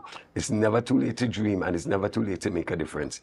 And that has kept me throughout the years. And today I am where I am because of those principals and those teachers. And it was a way of just going back to the students and really sowing back that seed that was able to nurture me to where I am today. Right, and it's so amazing because sometimes we tend to forget where we come from, and we just get on with life because here I am now and I'm just doing what I have to do. But to make that measure of impact in the lives of these children, I'm sure it does mean a lot to you. In terms of what are some of the objectives? Okay, so you want them to understand that it's not too late to do all of these things, but how do you want them to get involved in ensuring first of all, you have a personal responsibility to ensure that you do the right thing. You know what the right thing is and do it. How do you get them involved in ensuring they maintain that awareness of doing the right thing? One of the things that I recognize that children are one of the greatest influences in the lives of their parents. And you might think that the parents are supposed to be for the children. And there's a nice little ad that we normally do in the police service where a mother is speeding and the child is in the back and she's saying, "Mommy, you're speeding," and she's like, "Oh, okay, I didn't know." Sometimes when you try to when you teach a child to do the right thing, it helps the parents to ensure that they do the right thing. So therefore, to me, it's very important that we stop to just let the children understand, these simple principles of doing the right things, and not just doing the right thing, but doing things right. Understand that, you need to be a child of integrity, and therefore, even when nobody is watching, know that God is watching, and therefore, hey, you do the right thing. Even though things you're struggling and you didn't make it this time, keep working hard. And to me, that is what we need to build more resilient young people, so that you understand that you're not going to make it on the first try. But if you try again, you will make it. And I think I am a wonderful example of that. So I have failed so many times, but I tell people I fail falling forward. And every time it's always understanding I want to be a better version of myself, even as I continue to move forward in life. And we should all strive to be the better version of ourselves each and every day. That's right. And so we're in Tobago now, right? And I know you're going to have conversations with the powers that be in terms of discussing the crime plan for Tobago. What are some of the things you want to bring to the table to ensure that Tobago, because we know Tobago is the more serene of the islands, the more laid back, the vacation place, the tourism, the tourist destination, just some place to relax and be cool. You go across by the neighbor and you leave your front door open, you're good to go. But we've seen the change in the recent past. What are some of the things you want to bring to the table to bring back that measure of serenity back to Tobago? One of the things that I am very passionate about is well and truly whether or not we can implement, I've seen it. We have the municipal police in Trinidad, and I kind of wonder if there's a need for one like that in Tobago that will really assist the police, because I'm saying as much assistance that we could get, it would be good. But probably we need to talk about that, a pre-lasting squad probably, different areas and different arms that we could look at to see if we can really help Tobago become more effective and to ensure just safety and security overall. I would want to sit down and to discuss the whole idea. We have the ports, and to me these ports is very open. We want to ensure that we could lock down these ports, the port of entry, and because there's so many different areas where drugs could come in. Let's have that conversation in terms of our air and coastal support unit probably playing a more pivotal role in Tobago space, and to see how we can ensure that we could shut down some of these situations.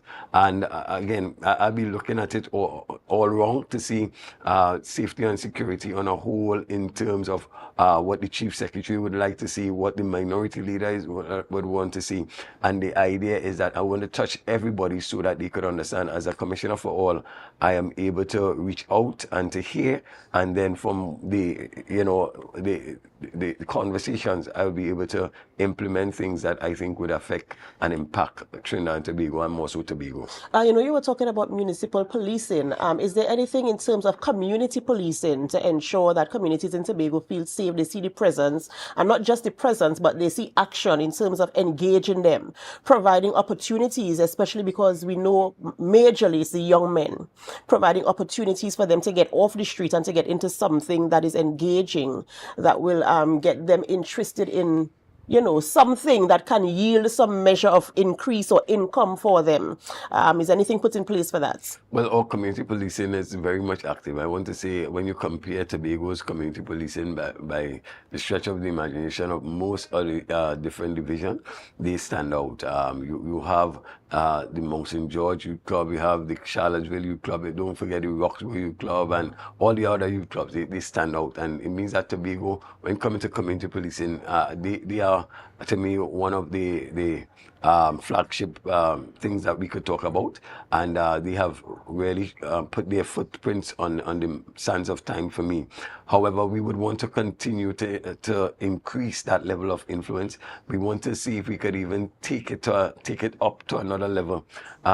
We recognize that there are a lot of conflicts in the schools. We want to look at conflict resolutions and how we can go within the schools and deal with that, because to me it is not just about having community policing, but it is to have that impact upon our society that speaks to a much better society. So we want to look at that conflict resolution. We have it in Trinidad. We want to make sure that it is here, and if it is here, we want to make sure it stays here, and we're going to look at that. We want to see how we can really bring the young men into a more meaningful appreciation in terms of getting jobs for them, and causing them to become, again, a law-abiding citizens. So it's about taking them and giving them an alternative from the gangs to understand that you can find a more constructive approach.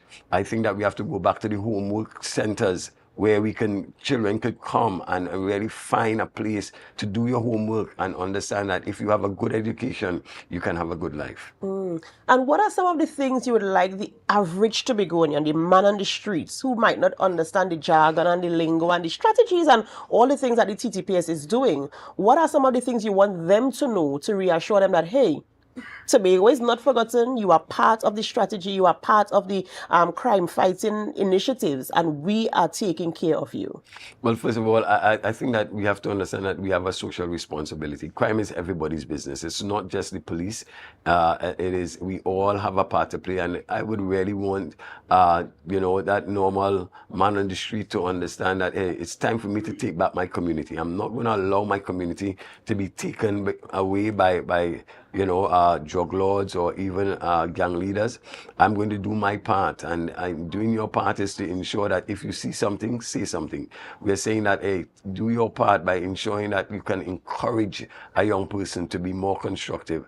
At the end of the day, I think that some of the simple things in life is just, going around and just looking at your community and seeing what can I do to make a difference. And therefore, we, the police service, want to join in with the public to, just say to them, once you're willing to join with us, we are going to stand with you. We're going to walk with you, hand in hand, side by side, as we make Trinidad and Tobago safe again. And I think that really and truly, when I think a wonderful saying that I heard, it says that one of your greatest crime prevention strategy is to have law-abiding citizens working with you, and we look forward for that.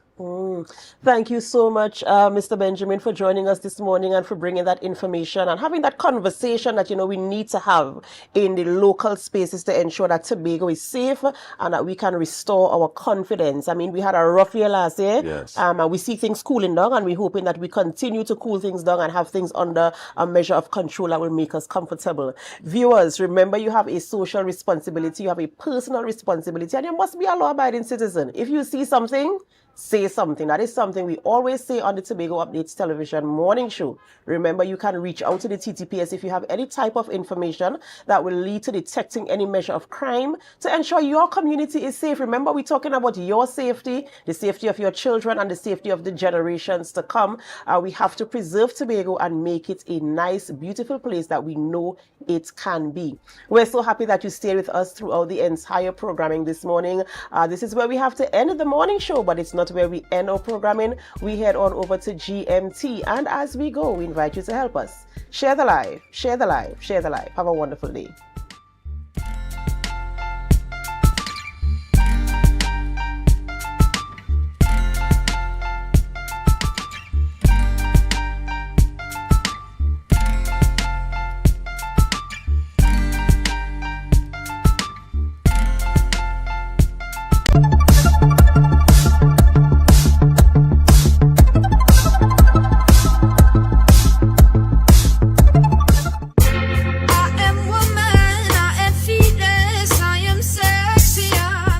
Exist in a world where there's a glass ceiling for women.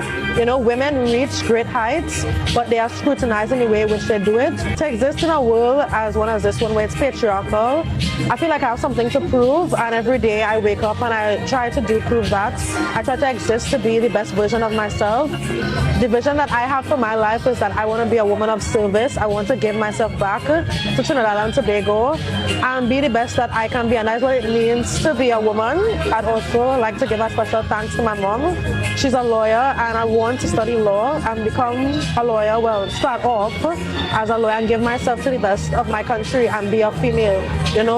I want to be able to give young females such as myself something to look forward to.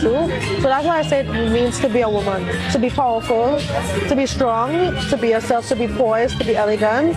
I am empowered as a woman because we stand on the shoulders of such excellent women in Trinidad and Tobago. I know that I could stand up and be authentically myself and not have to worry about what somebody says about me, because we have moved so far in the empowerment, the development development, the advocacy, and all of these things. So I am empowered in knowing I could do whatever I want to do as a young woman. And I just want to encourage other young women to follow that step and know that you can do whatever you want to do, and you have backing. You have a sisterhood, you have a community, and that is what I have to say for International Women's Day. She is a mother. She is a daughter. She is a wife. She is a sister. She is your best friend. She is a woman. So many roles, so much work, yet she never complains. Yes, that's the power of a woman. As the world recently celebrated International Women's Day, an empowerment symposium was held hosted by Girls of Impact TNT in partnership with the YES program under the Division of Community Development, Youth Development and Sport, where young women from the secondary schools on the island participated. These young women had the opportunity to interact with some esteemed women in the Tobago space as they imparted knowledge in various areas of self-confidence, physical and mental well-being, goal setting, and financial independence. And the female students did not hesitate to share their views on International Women's Day, as well as women who they admire. I'm so thankful for the opportunity to be here today. For me, what makes me feel empowered as being a woman is that we wake up every day and we have role models such as our moms, our grandmothers, the women that came before us to set a previous path, so that we can have the opportunities that we have for today. Just to be here is very empowering. To see so many successful women come and have a panel before us so that we can obtain some of their information and knowledge is amazing. Being a woman means that you have to be proud of being a woman, and you have to represent yourself proudly and present yourself in a certain way where people could say, well, not to satisfy anybody, but to be independent. And this whole institution means to me that you could exceed and understand and to influence other girls to be a proud woman or a proud young girl. International Women's Day is a day that I look forward to every year. It reminds me that being a woman, a young lady in society is very important. It allows me to get to know my roots and get to know the people the powerful women that have come before me. Being a woman basically allows me to remember that I am important. I am someone that is brave and someone that can be important in society and contribute to everyone and all the younger children that may come after me. So I would like to say that International Women's Day is a day that every young woman should look forward to, should strive towards, and remember always that they are important. They can be something in life no matter what. I'm classic, I'm modern, I live by my own design. International Women's Day is celebrated on March 8th annually. I'm based on the beat of my own drum. I can make it 'cause I'm raised. That was a production of the Department of Information, Office of the Chief Secretary, Tobago House of Assembly.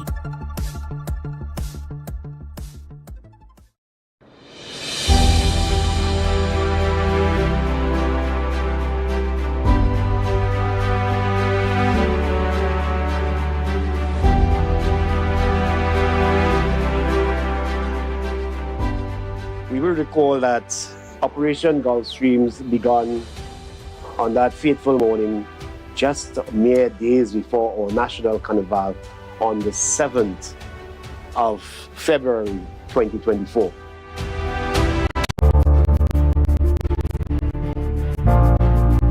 You're viewing Tobago Updates Television, your exclusive gateway to Tobago, broadcasting the beauty of this island paradise to the world.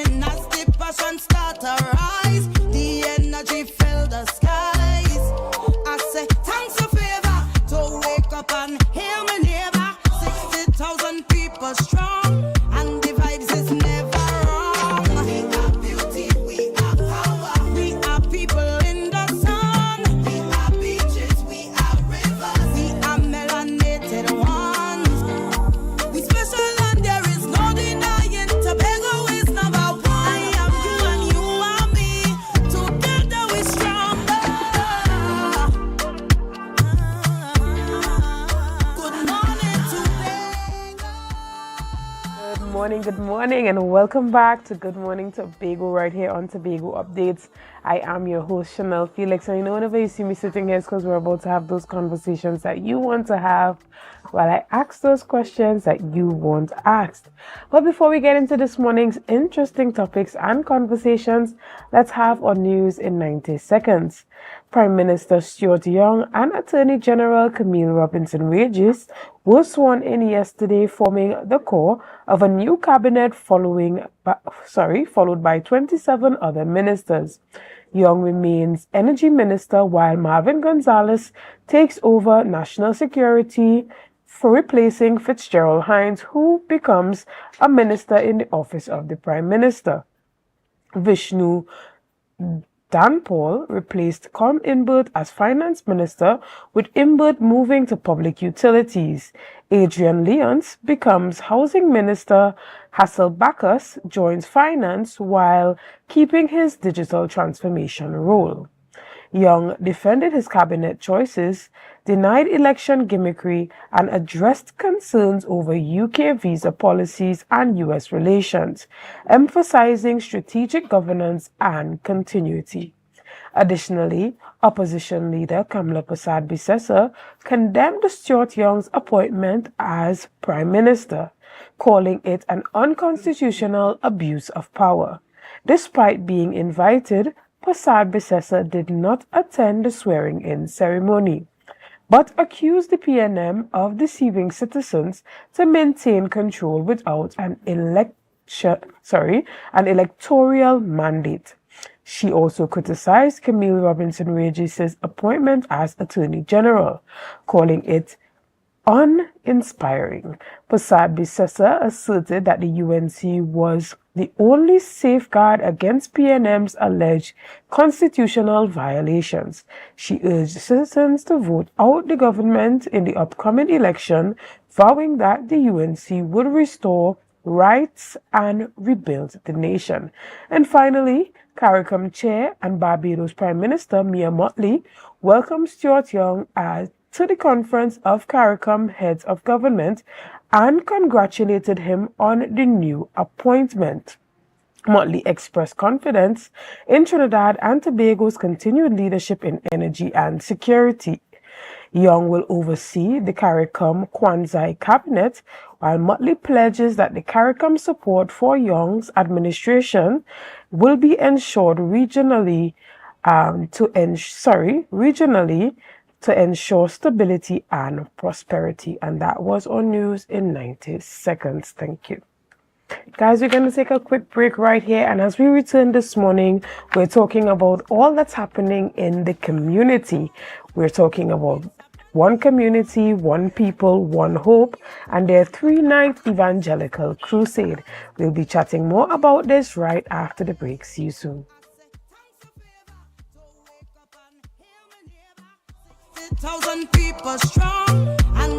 MI4 Security Services Company is the most advanced security service in Tobago. Ask about our cash in transit service. It's safe, risk-free, reliable, and timely. We provide safe banking delivery for all business types and sizes with highly trained staff, 24/7 monitoring, coordinated emergency response, and a well-maintained fleet of armored vehicles. Contact us at 660-7723 or visit our website at www.mi4securitytt.com to sign up today.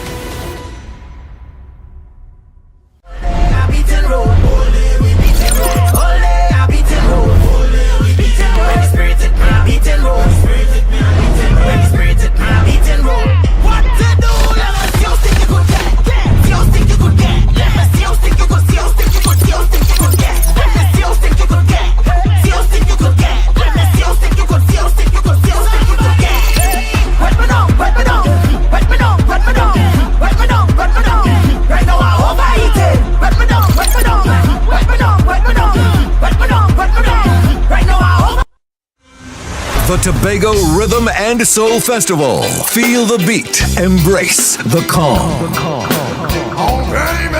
On on Easter weekend 2025. Tobago is the place to be from April 17th to 20th. The Rhythm, the Soul of Tobago. On Thursday, April 17th, get ready for a worship experience at the Shore Park Complex with Melodies from Heaven. Melodies from Heaven. Then on Saturday, 19th April, immerse yourself in the sun, sea, and sand at the Buku Seafood and Jazz Festival, featuring legends of R&B. On Sunday, 20th April, we bring the curtains down at Parade Grounds, Dwight York Stadium for Fusion. Get your tickets on islandetickets.com now or visit TobagoFestivalsCommission.com for more info. Tobago Rhythm and Soul Festival 2025. Feel the beat. Embrace the calm. Want to get better? Where to start? What kind of exercise to do? What to eat? How to get restful sleep? Need a doctor to search for root cause? Look no further. Come to Majuba Hill Lifestyle Center Foundation at our Wellness Center in Goodwood, or Food Hub in Darrow Springs, Scarborough, or Doctor's Office in Goodwood and Darrow Spring. Contact 49 Swift 4979 438. Tobago Glass Supplies has been a leading name for over 37 years in the glass and aluminum market in Tobago. We provide an extensive range of high-quality, innovative aluminum and glass products for commercial and residential use. Competitive prices with superior and professional services by committed employees who are guided by rigid quality standards. Tobago Glass Supplies specializes in the manufacture and installation of glass and aluminum products that are essential to today's homeowners and the business environment. We are engaged in marketing, sales, and installation of a variety of products. These ranges from windows and doors to necessities such as mirrors for homes and vehicles, designed and manufactured in-house or imported.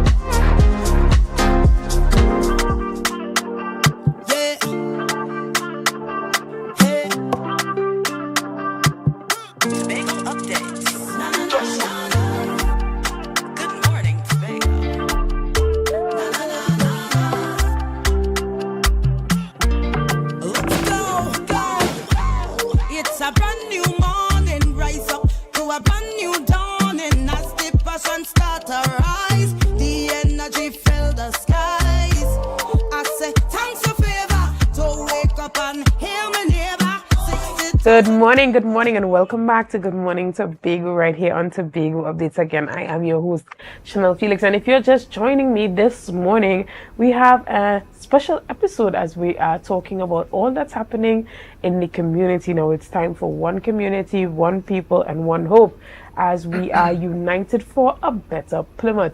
This morning, I am joined by the unification of leaders in the area, and this morning I have the privilege of sitting with Reverend Bernard Allen as well as Reverend Basil Edwards and Father Philip Isaac. Good morning and welcome. Thank you so much. It's a pleasure to have you all here on Tobago Updates this morning. Thank you. And we tip our hats off to you this morning for all the work that you have been doing in the community. Now, there is this saying that the work of the church is not just to stay within the four walls of the church, but to go out and impact the community. And so sitting within the community, the area, the district, and seeing the things that have been happening, you guys have come together to go out of the four walls of the church and have that impact on the ground in the community. Now, I remember during a previous conversation that I would have had with Reverend Basil Edwards, there was the island-wide march. That's right. And so can you talk to us about this unity that has created this united street march that's happening in Plymouth? Well, let me say good morning to the host this morning and to all that are watching us today. Well, Pastor Allen is the one that actually, along with Pastor Phil and different persons in the group who would have that initiative. So I am just a part of it. Pastor Allen is the one who started that. But for us as a team, what we understand going through or doing street work in Tobago is very important, because we would have had that before, sometime in the latter part last year, going from Scarborough to Lansford and then back to Scarborough. So when Pastor Allen spoke about it, I know it was a good initiative. Of course, we are out of the four walls, and now we are about to do what we have to do in Plymouth, make sure that we take back Plymouth for Tobago, taking back Plymouth for Jesus and do what we can do.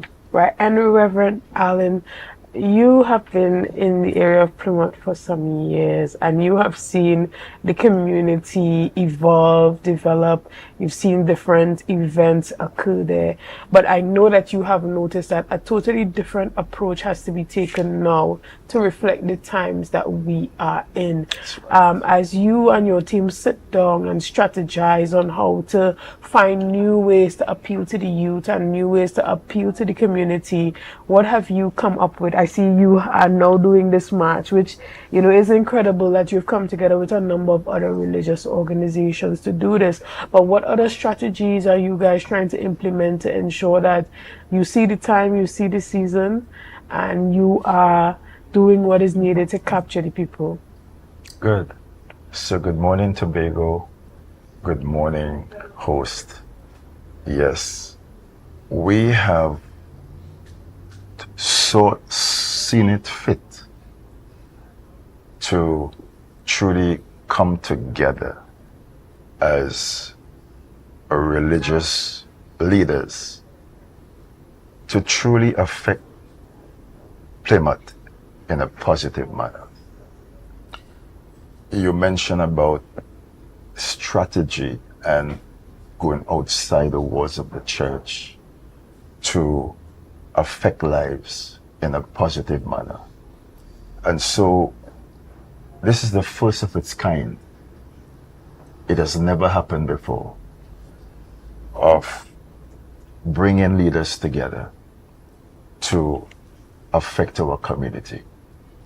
So we have actually started with Leaders for a Walk, where the leaders walk through the community and make our declarations of what we want to see God do in the community. Then we have had, from that, we have had our saturation within the community, where we have distributed our flyers to let people know what this is all about. Let me also say that what we are doing involves also the stakeholders of the community. The stakeholders of the community are involved. So they are contributing to what we are doing. Now, we have had hampers distribution last Thursday and Friday, reaching out to the people of the community. As leaders, we have been going and been seeing different faces, seeing religious faces, not from one church, but we are seeing different faces. Now, this week, we are having the street march, as you have seen there, and we are marching through, and we are also making declarations as to what we want to see happen for our community. You have heard about the crime. We don't want the crime, we don't want the hate, we don't want the vindictiveness, we don't want the malicious operations to be happening. We don't want to see people just gaping around. We want to see people actively involved, constructively, to do something to better their lives. This is what we are all about in the process. Then on that Saturday, the 22nd, then on Sunday to Tuesday, Sunday the 23rd to Tuesday the 25th, we're having 3 nights of crusading meetings. But let me hit back to Saturday. After the march, we will be having a time of praise and worship at the Plymouth Recreational Ground. Reverend Terrence Baines would be with us, and he would also be having the time of praise and worship at the end of the march. So it's a time of refreshing there. Then the Sunday, as I said, Sunday the 23rd to Tuesday the 25th is where we end up with 3 nights of crusade. The police band of Trinidad and Tobago will be with us, and again showing identity with the public, with the community, that they are not divorced from the community, but that they are part of the community and want to see the best for the community. So we have included them to be a part of that first night of the crusade. Then we have the likes of 3 gospel ministers, Jaron Nurse, Dijon Pierre, Blessed Messenger. They will be featured on the Monday and the Tuesday. Okay, and where would this be? Where would the crusade be taking place? The crusade will be held on the Plymouth Recreational Grounds. Okay. Yes. Okay. Yes. Excellent. And for you, Father Isaac, when we say that prayer still changes things, but there is the physical aspect of giving persons the actual social help and social assistance that they need. How important is it for the church to come together, pool their resources, and be able to make tangible changes, tangible impact on the lives of its people? Because I heard Reverend Allen talk about the actual food drive and the actual hampers that's giving out. You know, you say one thing, okay, I will pray for you. But when you pray for that person, they go back home and they're still hungry. So how important is it to have that physical or tangible intervention? Well, I will sort of roll back a little bit to remind Pastor Allen that at one time we had some challenges up in Adventure, and 3 of us, 3 Christian ministers, went up to pray in that area because the area was really disturbed. And I'm saying that because specifically he said religious leaders, but in this exercise it is restricted to Christian leaders. All right, we recognize that we are all one in Jesus Christ. We all serve the same Jesus Christ.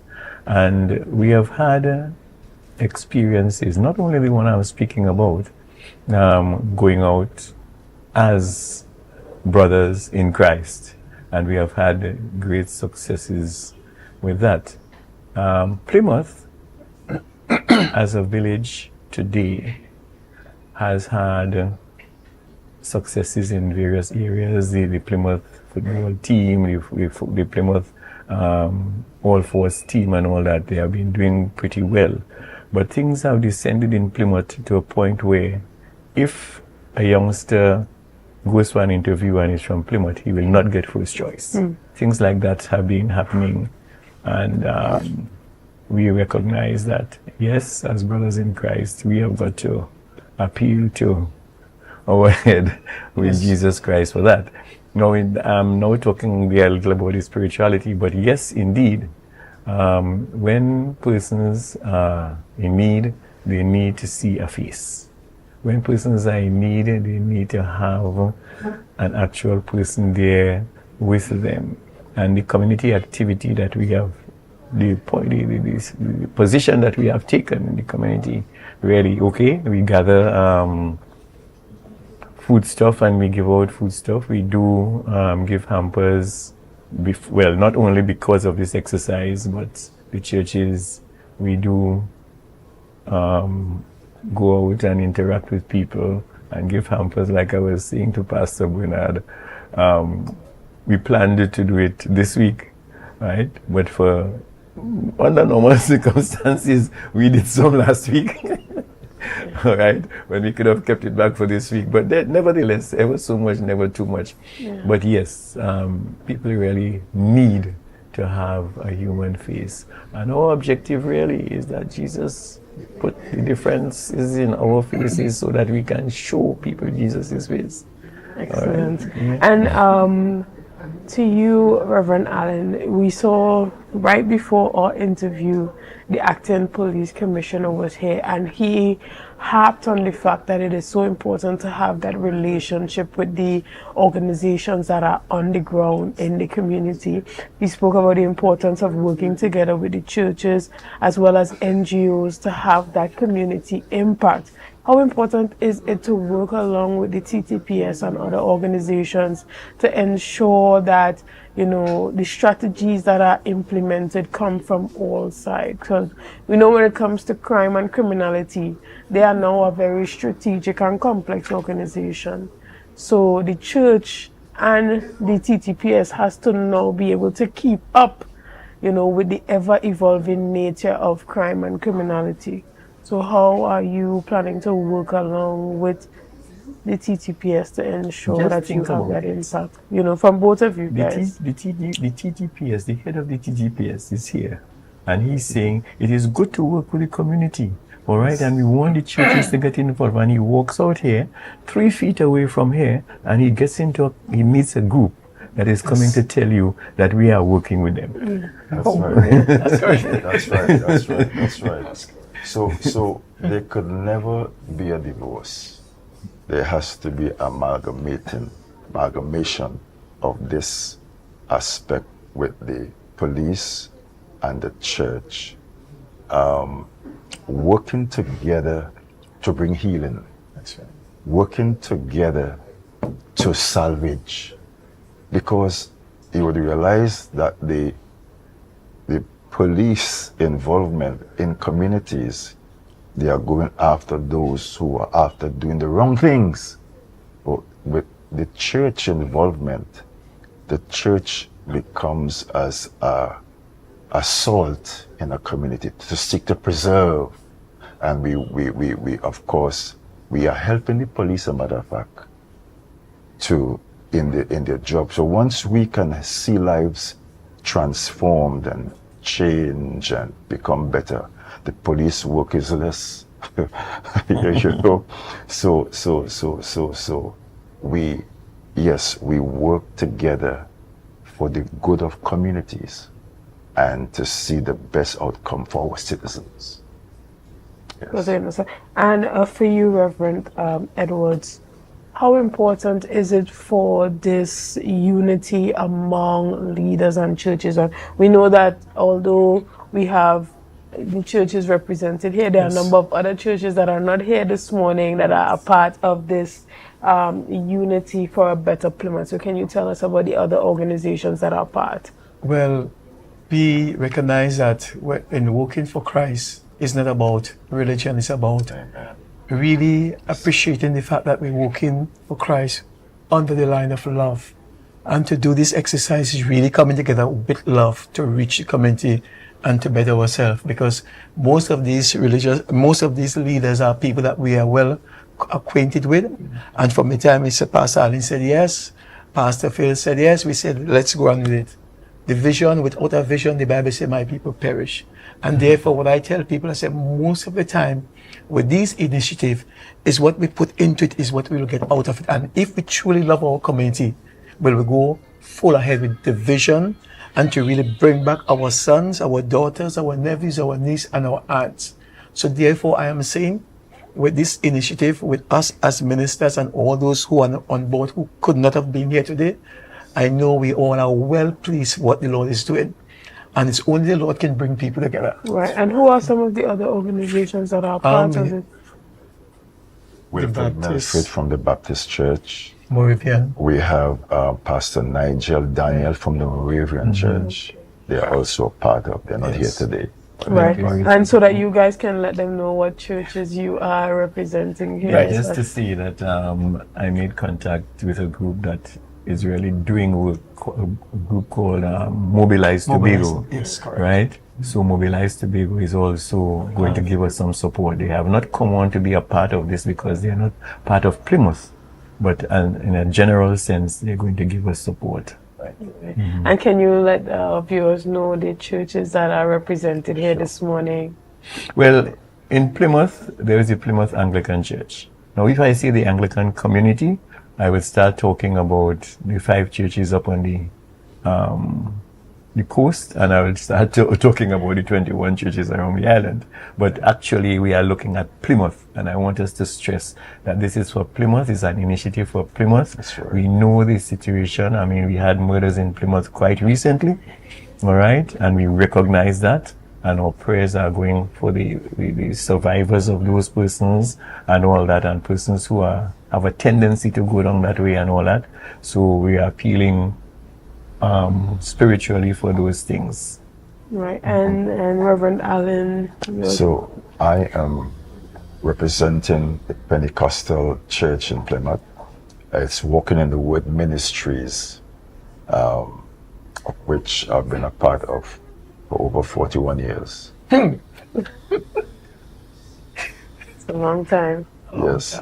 So I've been in Plymouth. I've been there. I've seen the lifestyle of people. I've seen what has been happening. And so God has really moved upon our hearts, upon my heart, and shared it with the other leaders. They said, Pastor, yes, we're on board with this initiative. Yes. And so they are with us. These leaders are with us to see a better Plymouth for the glory of God. Right. And for you, Pastor, well, of course, I'm a Lekitonian. Right. The church is in Lekito. The church on the rock is in Lekito. We have about 3 different churches elsewhere, but I'm living in Plymouth. Right. So my desire is to make sure to see a better Plymouth. And may I say this to you, when this last murder would have taken place there, I was on the road with the truck. And a guy walked up to me and said, call my name, Basil. He said, I'm the killer. I said, give me your right name. And then I hug him.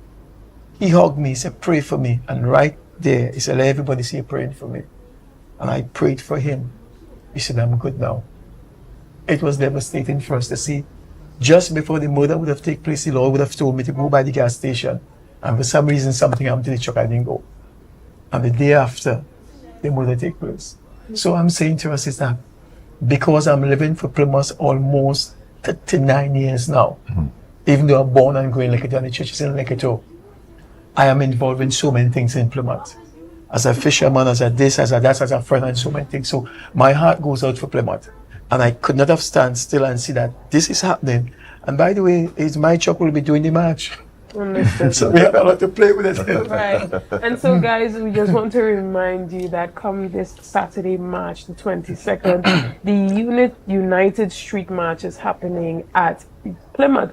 And this march is going to be starting at 3 p.m. Yes, and this is at 3 p.m. Yes, Thank you. Adventure Junction. And this will be starting at Adventure Junction. That's as soon as you drive into Plymouth there and you cross over the bridge right at that junction. Everyone would be gathered there at 3 p.m. Be sure that you're on time, but this also goes on for a number of days because there's that 3-night evangelical crusade, and this would be starting from Sunday, right? This would be Sunday at 5 p.m. and these events would be taking place at the Plymouth Recreational Grounds. So you don't want to miss it. You have a number of artists, you have a number of speakers that are going to be there. I even see that the Trinidad and Tobago Police Band is going to be a part of the entertainment for this crusade. And so we have speaker evangelist Darrell Edwards. Some of our feature performers would be Jaron Nurse, Bijan Pierre, Blessed Messenger. And this will be happening at 6 p.m. on Tuesday and Wednesday. So you don't want to miss it. You want to be a part of this. This is United for a Better Plymouth. We know that prayer still changes things. So this morning we had the privilege of chatting with a number of our religious leaders in the area, in the community. And they have come together for a better and a more united Plymouth. Again, this is the 3-night evangelical crusade that's happening. It doesn't matter what religious denomination you are a part of. As long as you believe in the power of prayer, you are welcome to come out and be a part of this experience. Guys, we want to thank you so much for sticking with us this morning. Thank you for your likes, your shares, and your comments, and all that you have been doing to make Tobago Updates the #1 broadcaster here on the island of Tobago. Again, I am Chanel Felix, and we want to say thank you to all our leaders that was here this morning. And thank you to you, all viewers. So guys, have a great day. Thank you so much. It's a brand new morning, rise up to a brand new dawning. As the passion start to rise, the energy fill the skies. I say thanks for favor to wake up and hear my neighbor.